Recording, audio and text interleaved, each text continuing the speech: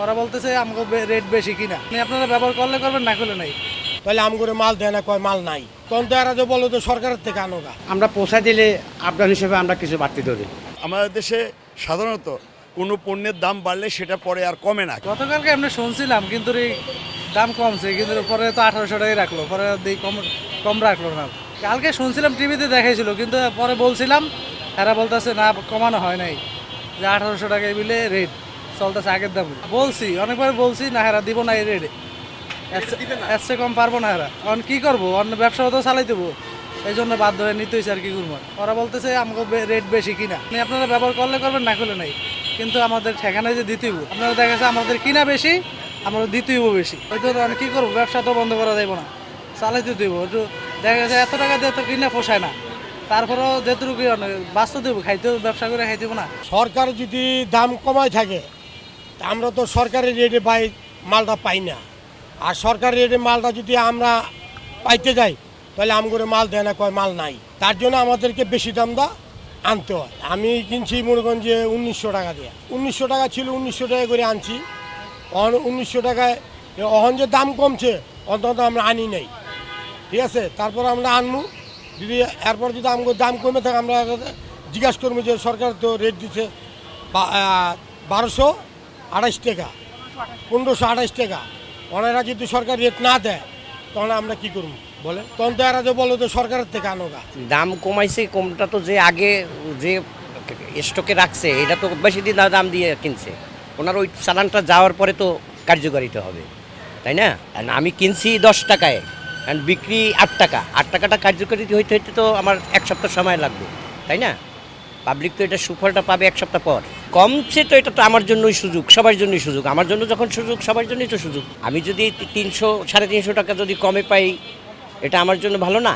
সরকার rate দিচ্ছে আগামীকাল, গেছেকাল rate দিচ্ছে, গেছেকাল যে রেট দিচ্ছে ধরেন 1528 টাকা রেট দিচ্ছে।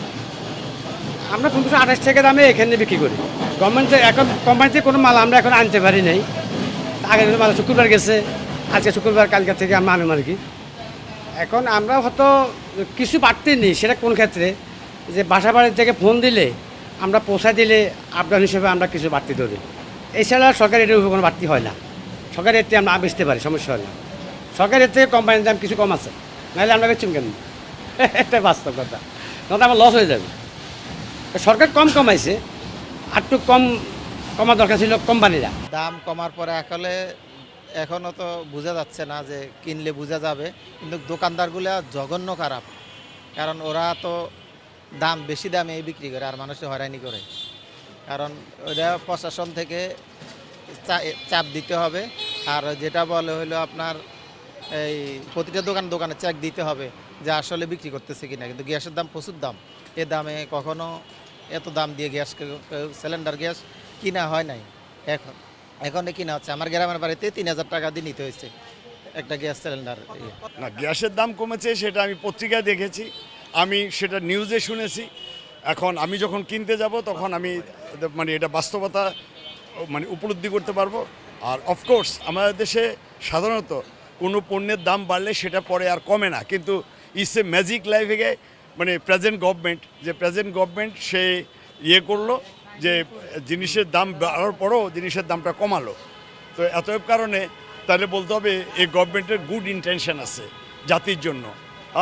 এটা আমরা আশা করতে পারি ভবিষ্যতে প্রত্যেকটা পদক্ষেপ এভাবে হবে, যে সমস্ত পণ্যের দাম উইদাউট এনি নোটিসে ইনক্রিজ করে, সেটাকে আন্তর্জাতিক মার্কেট পর্যবেক্ষণ করে সেই লেভেলে আনাটা হবে যে সরকারের দায়িত্ব, এবং সে কারণে আমরা সরকারকে সাধুবাদ জানাই। এটার দাম 5700 টাকা দাম, আগের রেটে আমরা খুব ব্যবহার করতেছি, কিন্তু দাম কমছে শুনছি, এখন আমরা কম রেটে পাই নাই। দাম কমছে কিন্তু শুনছি আজকে আমরা, কিন্তু এখনো কম দামে পাই নাই, কিন্তু আগের রেটে আমরা চালাইতেছি।